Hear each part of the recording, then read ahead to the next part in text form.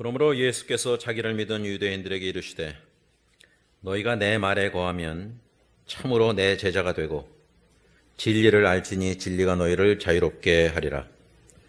그들이 대답하되 우리가 아브라함의 자손이라 남의 종이 된 적이 없거늘 어찌하여 우리가 자유롭게 되리라 하느냐. 예수께서 대답하시되 진실로 진실로 너에게 이르노니 죄를 범하는 자마다 죄의 종이라. 종은 영원히 집에 거하지 못하되 아들은 영원히 거하나니 그러므로 아들이 너희를 자유롭게 하면 너희가 참으로 자유로우리라. 나도 너희가 아브라함의 자손인 줄 아노라. 그러나 내 말이 너희 안에 있을 곳이 없으므로 나를 죽이려 하는도다. 나는 내 아버지에게서 본 것을 말하고 너희는 너희 아비에게서 들은 것을 행하느니라. 대답하여 이르되 우리 아버지는 아브라함이라 하니 예수께서 이르시되 너희가 아브라함의 자손이면 아브라함이 행한 일들을 할 것이거늘 지금 하나님께 들은 진리를 너희에게 말한 사람인 나를 죽이려 하는도다. 아브라함은 이렇게 하지 아니하였느니라. 너희는 너희 아비가 행한 일들을 하는도다. 대답하되 우리가 음란한 데서 나지 아니하였고 아버지는 한 분뿐이시니 곧 하나님이시로다. 예수께서 이르시되 하나님이 너희 아버지였으면 너희가 나를 사랑하였으리니 이는 내가 하나님께로부터 나와서 왔습니다. 나는 스스로 온 것이 아니요 아버지께서 나를 보내신 것이니라. 어찌하여 내 말을 깨닫지 못하느냐. 이는 내 말을 들을 줄 알지 못함이로다. 너희는 너희 아비 마귀에게서 났으니 너희 아비의 욕심대로 너희도 행하고자 하느니라. 그는 처음부터 살인한 자요 진리가 그 속에 없으므로 진리에 서지 못하고 거짓을 말할 때마다 제 것으로 말하나니 이는 그가 거짓말쟁이요 거짓의 아비가 되었습니다. 내가 진리를 말함으로 너희가 나를 믿지 아니하는도다. 너희 중에 누가 나를 죄로 착잡겠느냐. 내가 진리를 말한데도 어찌하여 나를 믿지 아니하느냐. 하나님께 속한 자는 하나님의 말씀을 듣나니 너희가 듣지 아니함은 하나님께 속하지 아니하였음이로다. 아멘. 47절까지였습니다.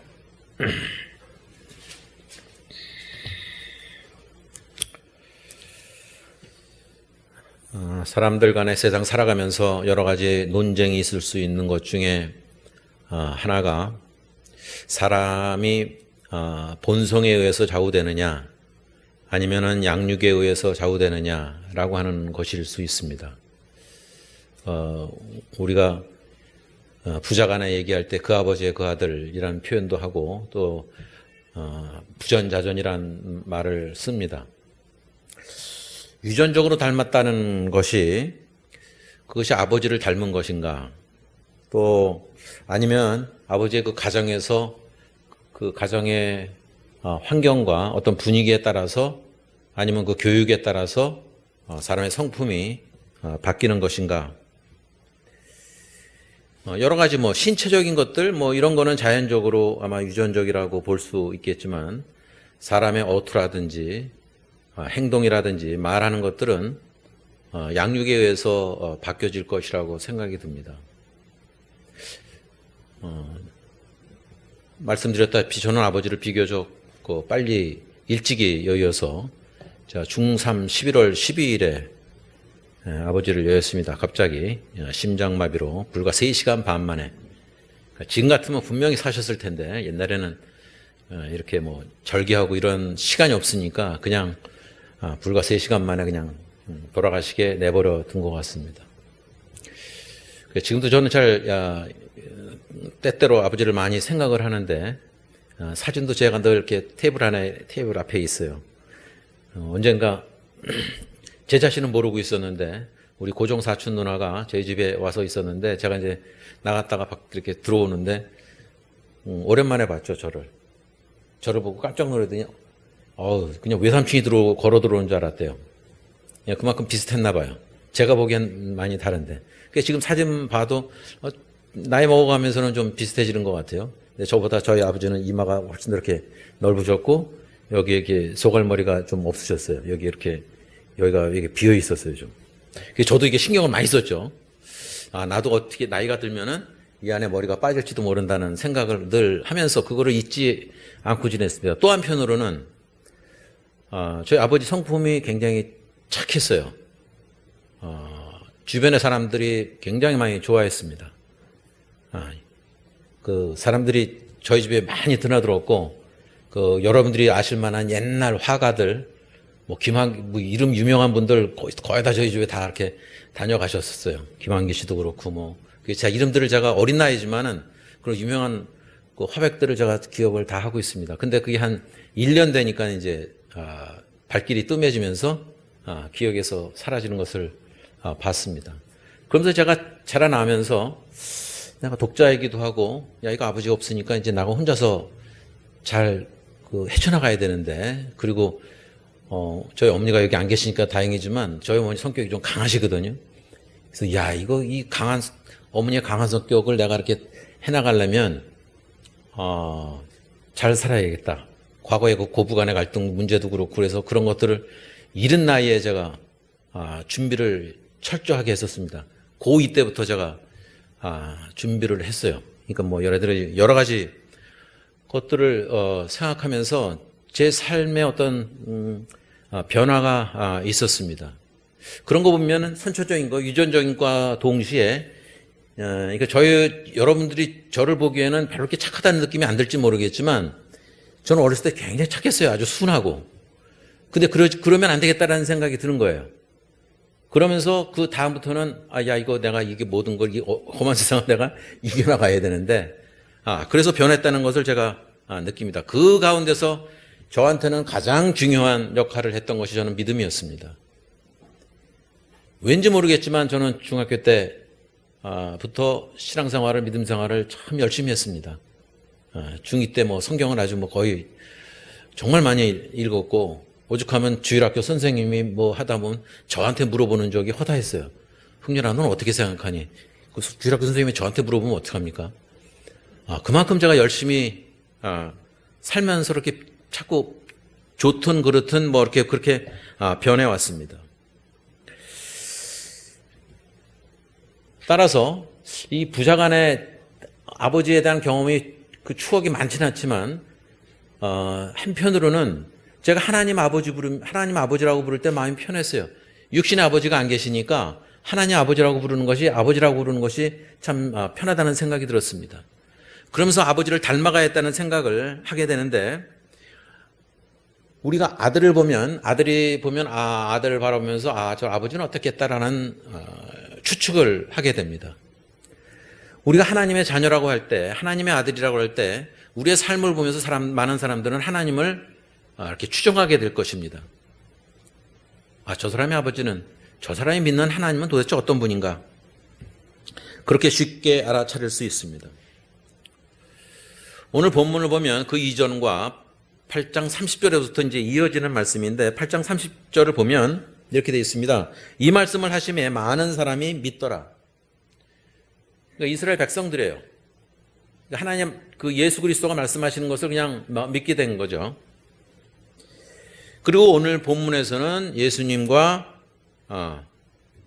대화를 나누고 있습니다. 바리새인들과 그 유대인들과 대화하시는 거 보면 오늘 예수님께서는 그 점을, 아버지와의 관계를 아주 분명하게 강조하면서 말씀하고 있습니다. 마치 그 아버지의 그 아들처럼 누군가의 자녀이고 또 나아가서는 우리도 그 가운데 하나인 것을 볼 수 있습니다. 그렇다면 우리한테 적용을 한다면 우리는 과연 누구의 자녀인가라는 질문을 던지게 됩니다. 다른 말로 하면 누가 그 이스라엘 백성의 아버지이고 또 누가 우리의 아버지인가? 그 가운데서 대략 한 세 가지 정도로 나눠서 볼 수 있는데, 여기서 오늘 본문에서 긴 본문에서 나오는 말 중에 아브라함의 자손이라는 표현들이 여러 번 거듭해서 나오고 있습니다. 이스라엘 백성들은 자신들이 아브라함의 자손이라고 믿고 있었습니다.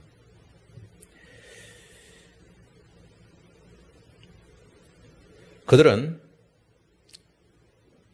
하나 약점을 갖고 있었는데 그것은 바로 자기네들이 아브라함의 육체적인 그 유전적인 그 후손이었기 때문에 구원을 받을 수 있다고 믿었습니다. 그리고 예수님께서도 오늘 본문 37절에 보면 나도 너희가 아브라함의 자손인 줄 아노라 라고 말씀하고 있습니다. 그것을 인정하고 계십니다. 하지만 예수님께서는 그 이스라엘 백성들이 영적인 의미에서 아브라함의 자손은 아니라는 것을 천명하고 있습니다. 그걸 허락하지 않고 계십니다. 왜냐하면 오늘 예수님께서 말씀하시는 것은 그들은 아브라함의 믿음 같은 것을 갖고 있지를 않았기 때문입니다. 그들의 행위는 그들에 대한 그 구원의 믿음을 증거하지 못합니다.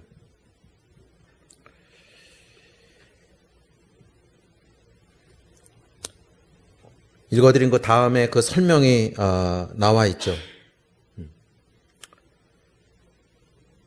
예수님께서 말씀하시죠. 나는 내 아버지께서 본 것을 말하고 너희는 너희 아버지께서 들은 것을 행하느니라. 그러면서 그 39절 후반부에 이렇게 얘기합니다. 예수께서 이르시되 너희가 아브라함의 자손이면 아브라함이 행한 일들을 할 것이거늘 지금 40절 이어지면 하나님께 들은 진리를 너에게 말한 사람인 나를 죽이려 하는도다. 아브라함은 이렇게 하지 아니했도다. 그러니까 아브라함의 행동과는 상반된 행동들을 이 이스라엘 백성들이 하고 있었던 거죠. 그러니까 아브라함과 전혀 닮지 않은, 아브라함의 자손답지 않은 삶을 살고 있었다는 것을 표현하고 있습니다. 그렇다면 그 믿음은 구원의 믿음이 아니라는 것을 우리가 쉽게 알 수 있습니다. 자신들이 믿어왔던 것이 무너지는 것을 지금 경험하고 있습니다. 그러니까 예수 그리스도가 미울 수밖에 없죠. 자기가 첫석까지 믿고 왔던 것들을 정면으로 거스르는 말씀을 예수님께서 하고 있었던 것입니다. 따라서 이를 보면 그들의 믿었다고 하지만 그들의 믿음은 구원에 이르는 것에 충분하지 않았다는 것을 우리가 볼 수 있습니다. 거기에는 여러 가지가 있지만 우리가 살면서 저 사람 믿음 좋다, 믿음 나쁘다 이렇게 표현을 하지만은 결과적으로 우리가 알 수 있는 것은 믿음의 열매를 봐야 됩니다. 성령에 대해서도 그 열매가 중요하듯이 삶에 있어서 믿음의 열매가 제대로 맺혀지지 않으면 그거는 소용이 없습니다. 사람들 간에 싸움이 있고 교회 안에서도 다툼이 있고 그렇지만 사람마다 살아가면서 믿음의 결과는 이 땅에서는 그 열매에 달려 있습니다. 정직하지 못한 믿음을 가진 사람들은 예수님에 대한 관심은 갖고 있지만 예수님을 따르려고 하진 않습니다. 관심이 있으니까 교회도 나오고 찬송도 부르고 다 하지만 예수님의 제자가 되려고 하는 욕망은 별로 없습니다. 그것을 가리켜서 우리가 열매가 없는 믿음이라고 할 수 있습니다. 다 그렇진 않지만 우리하고 천주교의 좀 차이점 중에 하나는 과거에도 그랬지만 천주교에서는 캐톨릭들은 이게 선행을 굉장히 중요시 여기죠. 그러니까 사회 구원 이런 것들에 굉장히 적극적으로 참여하기도 합니다. 그런데 그 선행의 선행이란 것이 구원의 전제 조건은 아니라는 거죠. 계속 이어지는 말씀에 나오겠지만은 선행은 믿음의 열매로 나오는 것입니다. 그러니까 거꾸로 얘기하면 선행이 없으면 저 사람이 믿음이 있나라는 걸 의심해 올 수도 또한 있는 거죠. 하지만 선행을 한다고 해서 믿음이 생기는 것이나 아니면 구원에 이르는 것은 아니라는 것은 우리가 모든 개신교에서는 다 주장하고 강하게 주장하는 것입니다. 인간의 행위로서만은 사람의 행위로서만은 구원받을 가치가 없다는 것을 우리가 분명히 알아야 됩니다. 그것은 우리에게 믿음을 주신 성령에 의해서 우리 안에서 우리를 통해서 맺어지는 열매라고 볼 수 있습니다. 따라서 행위는 결코 구원의 근거가 될 수 없고 그것은 열매에 불과합니다.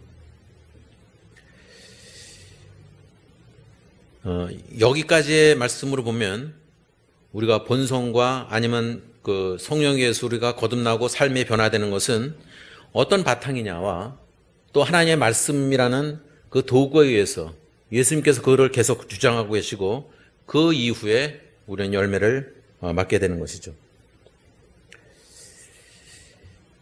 한편 그런 생각이 듭니다. 진짜 수십 년 동안의 믿음 생활을 통해서 여러분은 어떤지 모르지만 이게 오래되면 오래될수록 마치 건물이 낡아지듯이 한편으로는 믿음이라는 것이 때로는 너무 상투적이고 그 매너리즘에 빠지는 경우가 얼마든지 있습니다. 그러니까 과거에 한번 은혜를 받았다고 해서 과거에 한번 그 체험했다고 해서 그거 갖고 평생 살아가는 것은 쉽지 않습니다. 시대가 변하는 만큼. 그에 따라서 어찌 보면 우리가 뭐 아파트가 낡고 집이 낡으면은 개축을 하듯이 리노베이션을 하듯이 믿음에도 때로는 자기 스스로 자극이 돼서 믿음에도 리노베이션이 필요하지 않나라는 생각을 합니다. 낡은 부분들을 보수하고 믿음의 낡은 부분들 썩어져 가고 또 아니면 부서져 가는 그런 것들을 교정을 해야 됩니다. 우리 구원의 도구는 거기까지 이르는 과정에서는 우리가 흔히 말하는 성화에 이르는 것, 그것은 믿음입니다. 믿음이란 것은 하나님께서 주신 선물이고 우리 자신의 능력으로 얻어진 것이 아닙니다.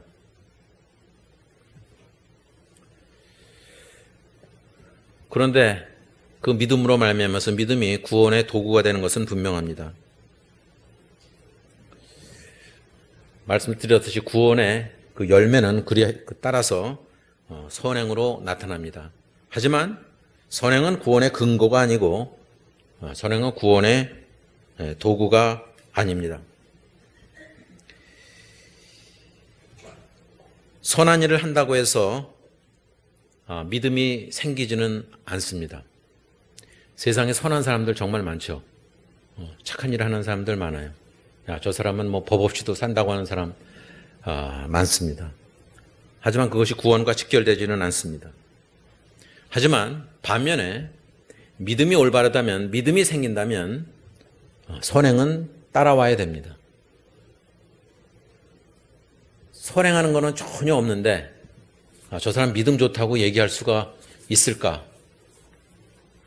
그렇지 않을 것입니다. 선한 행실이란 것은 그리스도 안에서 생산된 결과입니다.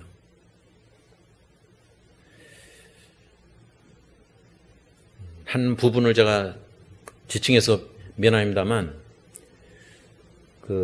저 서울역에는 그쪽 방촌에 계신 분들은 마치 저는 그래요.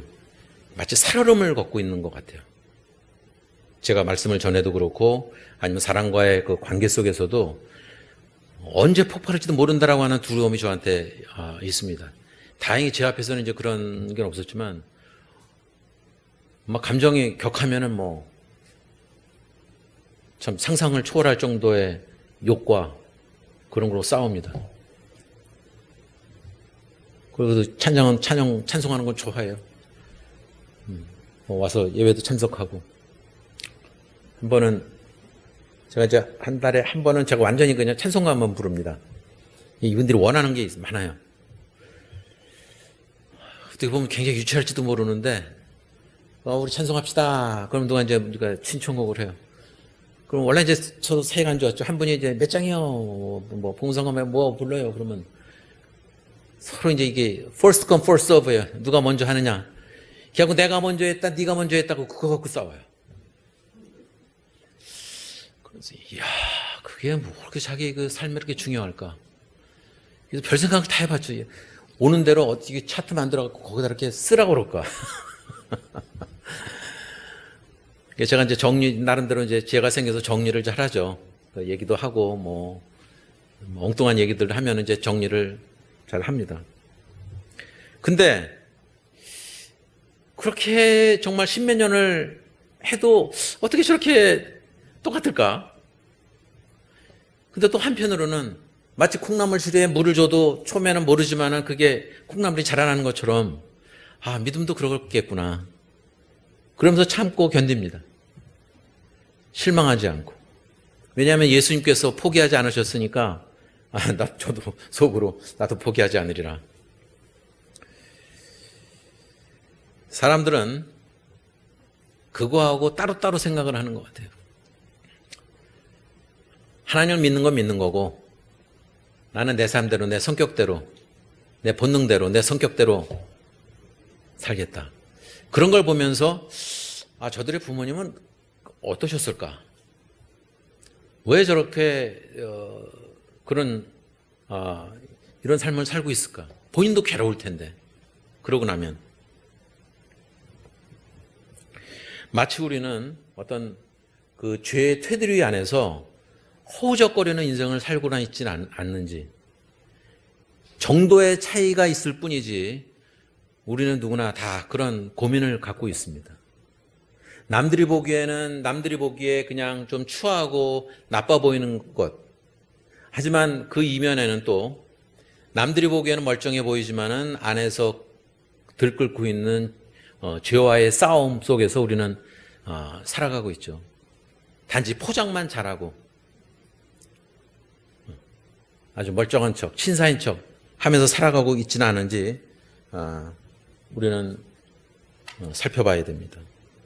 그런 가운데서 오늘 말씀의 주제처럼 진리가 너희를 자유케 하리라는 것은 그 가운데서 우리가 자유로울 수가, 우리는 이 세상 속에서는 자유로울 수가 없다는 거죠.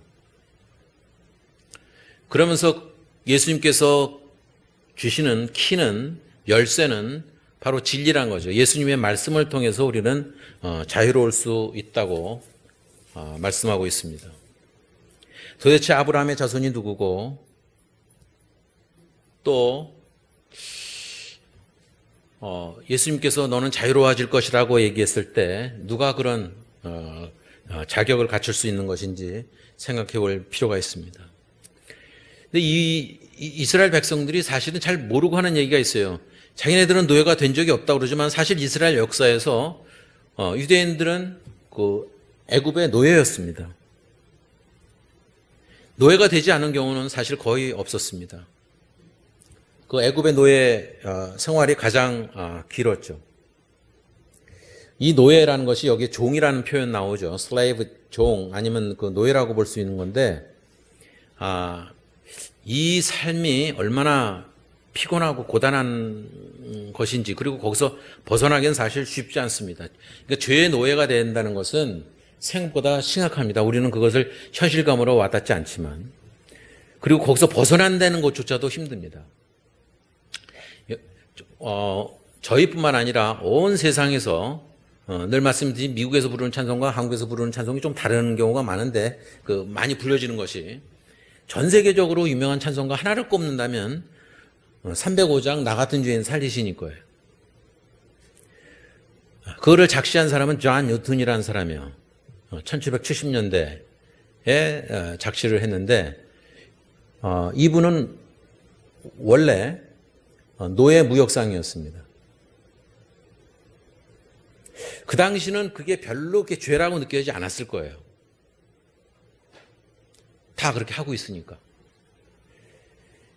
그게 말하자면 18세기, 그 이전도 있었지만 18세기, 17세기 그것이 사실은 미국에서도 굉장히 오래 진행이 됐습니다. 얼마 전에 세상을 떠난 지미 카터 대통령을 혹시 여러분이 기억하십니까? 1970년대 한국을 방문했죠. 이 사람은 서던 베프티스트, 그 남침예교 인이었습니다. 그리고 평생에 걸쳐서 아마 나이 들어서 할 수는 없을 정도가 돼서는 모르지만 그 이전에 계속 주일학교 교사를 그 정치 활동을 하면서도 했던 사람이에요. 믿음이 아주 대단한 분이죠. 하지만 단임으로 끝났고 그 이후의 삶에 대해서 지미 카터 대통령을 이렇게 재평가하는 계기가 있었습니다. 근데 그분은 여기 한국에 와서 보통 대통령들은 오면은 그냥 어디 교회를 찾아가거나 안보 문제 때문에 그렇게 하는데 여러분들이 아시다시피 김영삼 대통령은 늘 그 충영교회 장로라고 했지만은 그 목사를 다 청와대에 불러들였거든요. 물론 나중에 충역교회 장로에서 또 파면되기도 했지만은, 근데 이분은 지미 카터 대통령은 그 여의도의 침례교회를 주일에 찾아갔어요. 예배 드렸어요. 그 덕에 여의도 침례교회가 갑자기 전 세계적으로 유명해졌죠. 그런데 지미 카터가 대통령이 됐을 당시에 무슨 얘기가 있었냐면 그 이전에 미국의 대통령들은 전부 북부에서 나왔습니다. 1860년대 미국에서 남북전쟁이라는 것이 있었습니다. 영어로는 시빌 워라고 그래요. 남과 북이 싸운 거죠. 북군에서 여러분들이 아다시피 링컨 대통령이 그게 나온 거죠. 그 이후에도 이 남북 간에 이 문제는 굉장히 심각했습니다. 그것이 그중에 쟁점이 노예였어요. 노예. 노예가 아주 자연스러운 거였죠. 심지어 제가 갔을 때만 해도 1985년도만 해도 흑인은 노예라는 개념이 들어가 있었고 백인은 노예를 다루는 사람처럼 여겨졌던 거죠. 뭐냐면 극단적인 예로 백인 남자가 흑인 여자하고 같이 다니면 그거는 괜찮았어요. 근데 흑인 남자가 백인 여자하고 팔짱을 끼고 가거나 그러면 좀 그런 거를 상상하기는 힘들었습니다. KK도 물론 있었고 그만큼 사회가 험악했습니다. 남자 들어가는 화장실 따로 있고 백인 들어가는 화장실 따로 있고 흑인 들어가는 화장실 따로 있고 백인 들어가는 레스토랑 따로 있고 흑인 들어가는 레스토랑 따로 있고 그 차별이 엄청나게 심했죠. 그것이 아주 굉장히 보편적이었기 때문에 그 안에서 뭐가 잘못된지를 깨닫는 것이 참 쉽지 않습니다. 예를 들어서 마약이 팽배한 사회 속에서 살아간 사람들은 마약에 대해서 별로 이렇게 죄책감을 느끼지 않을 거예요. 그러니까 우리가 갖고 있는 문제들이 그런 것입니다. 그런 것들이 죄가 많은 세상에서는 죄라고 깨닫기가 쉽지 않습니다. 욕하는 것이 잘못됐다? 욕을 많이 하는 다 친구들 다 하는데 그 가운데 사는 것이 뭐 이렇게 문제가 되지 않습니다. 이 죄에 관한 문제가 바로 그런 것입니다. 노예가 된 사람들은 자기 스스로를 우리가 알아야 될 것은 스스로를 해방시킬 수가 없습니다. 그리고 하나님의 말씀 아니면 올바른 진리가 들어와도 그것에서 그거를 자연적으로 거부하게 됩니다.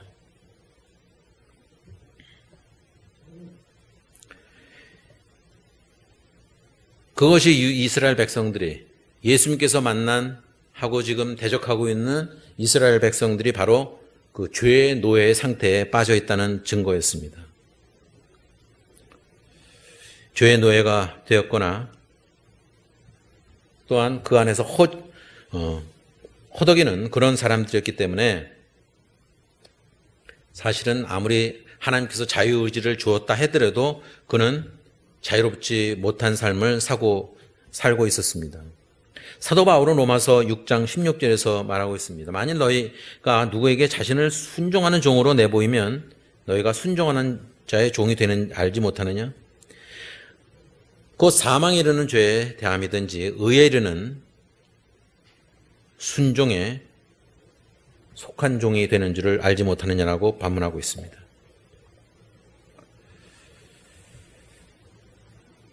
그 죄의 노예가 된다면 그 즉시 하나님의 말씀을 듣지 않게 됩니다. 그래서 예수님께서 오셔서 그들을 해방시키기 위해서 자유롭게 하기 위해서 이 땅에 오셨다는 것을 말씀하고 있습니다. 그러면서 우리에게 결과적으로 복음이라고 할 수 있는 세 번째로 나오는 말씀이 하나님의 자녀라는 것을 말씀하고 있습니다.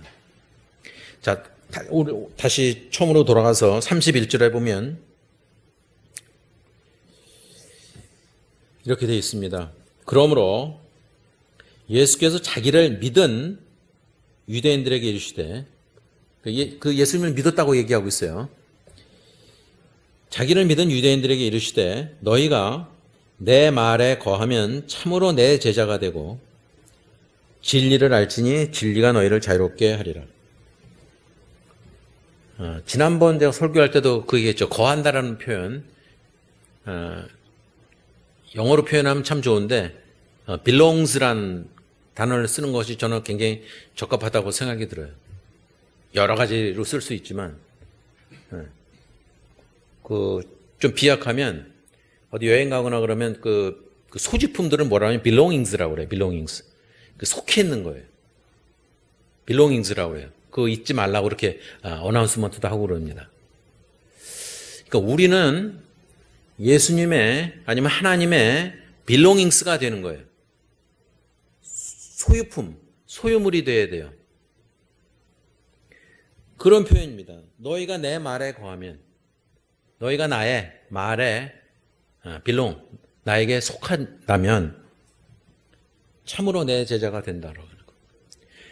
며칠 전 정확하게 며칠 전인지 모르겠으면 그 요일이 생각 안 납니다. 제가 그렇게 썼죠.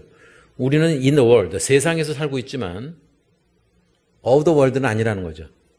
세상에 속한 자가 되어서는 안 돼. 세상에서 살고 있지만 세상에 속한 자가 되어서는 안 된다. 어디에 속한다는 건 매우 중요한 거죠. 그것을 오늘 예수님께서 말씀하고 있는 것입니다. 내 말에 거한다. 예수님의 말씀 안에 거한다. 그러니까 우리가 뭐 교회에서나 아니면 교회 밖에서나 아니면 어떤 삶을 살든지 예수님의 가르침 안에서 예수님의 말씀 안에 거하는 삶을 살 때 예수님의 참 제자가 된다고 말씀하고 있습니다. 또한 그것으로 인해서 그렇기 때문에 자유롭게 살 수 있다는 거죠.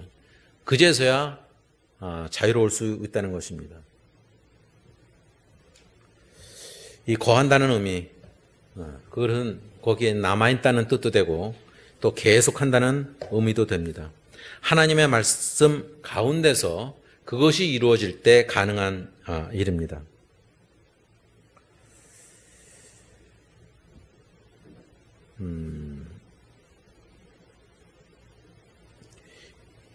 근데 실제로 사실 이 거한다는 표현이 그 belong 이렇게 어디에 속한다는 말이 사실 우리 지금 이 세상에서는 별로 그렇게 흔한 것 같지는 않습니다. 하나님의 말씀 안에 거하는 사람들이 참으로 하나님의 제자들이라는 표현이 세상에서 사실 쓰는 표현은 사실 아닐 것입니다. 우리가 교회 안에서 나누는 대화와 여러분들이 세상 속에서 살아가면서 나누는 대화의 질이 많이 다르죠. 어떤 단어들은 참 골라서 써야 돼요. 누가 그랬다 그러죠. 우리는 뭐 그리스도 안에서 그리스도가 우리를 구속했다. 그러면 구속했다면 감옥에 갇힌 걸로 생각하는 사람들 많잖아요. 근데 우리는 찬송에서 구속받았다 그러면은 이게 구원을 받았다고 하는 속박에서 벗어난 것을 얘기하는데 이 단어의 차이가 어마어마하죠. 그러니까 사실은 이거는 우리만이 그리스도인만이 알 수 있는 단어일지도 몰라요. 하나님께 속한다라는 표현, 그리스도 안에 거한다는 표현이 세상에서 바라보면 비슷하게 보이지만 별 차이가 없어 보이지만 진리 안에서 산다는 것, 하나님의 속한 자로 살아간다는 것은 어마어마한 차이가 있습니다. 그 가운데서 우리는 살아가면서 믿음 안에서 열매를 맺을 수가 있는 것입니다.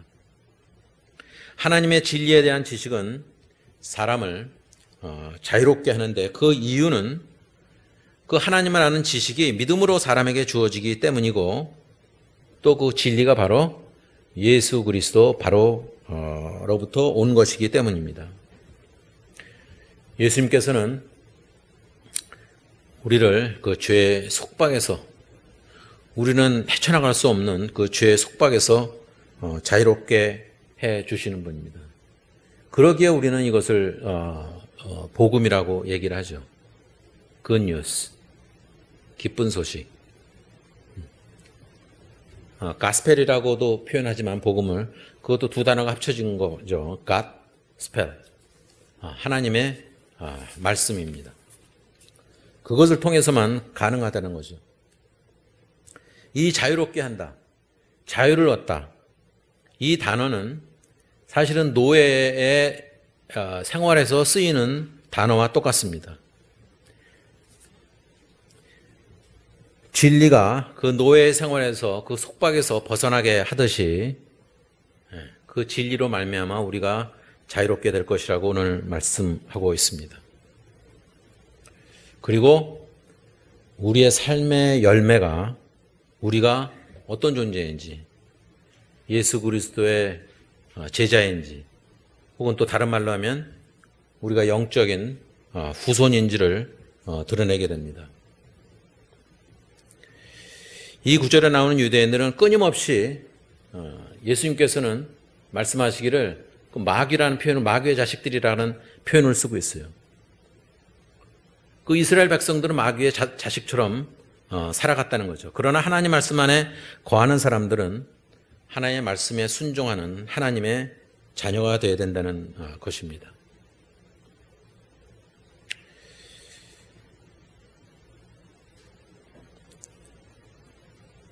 하나님의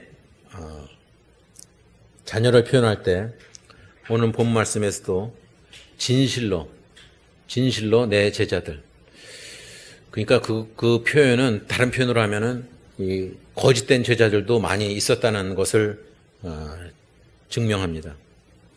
실제로 사용된 단어가 진실로 내 제자들이 된다는 것. 우리의 삶의 목표는, 그리스도의 삶의 목표는 진실된 예수 그리스도의 제자라는 것입니다. 근데 참된 제자는 하나님의 말씀에 거한다는 것도 또한 잊지 않아야 됩니다. 이것은 단지 하나님의 말씀을 읽는다거나 하나님의 말씀을 믿는다는 것으로 만족되지 않습니다. 충족되지 않습니다. 거한다는 것은, 그리스도의 말씀 안에 거한다는 것은 하나님의 말씀대로 사는 것을 뜻합니다. 하나님의 명령에 순종하는 것을 뜻합니다. 하나님의 말씀 안에 계속 거한다는 것이, 그것이 바로 예수 그리스도의 참된 제자가 된다는 것입니다. 그것이 진리가 너희를 자유케 하리라고 하는 그 결론에 이를 수 있는 것입니다. 우리가 믿을 것은 우리 자신이 아니라 하나님을 신뢰해야 됩니다. 하나님의 자녀로서, 예수 그리스도의 제자로서 우리는 그 안에서 자유로움을 가져야 됩니다. 너무 그 엉뚱한 것에 우리는 그 죄책감에 시달리거나 그럴 필요 없다는 것이요.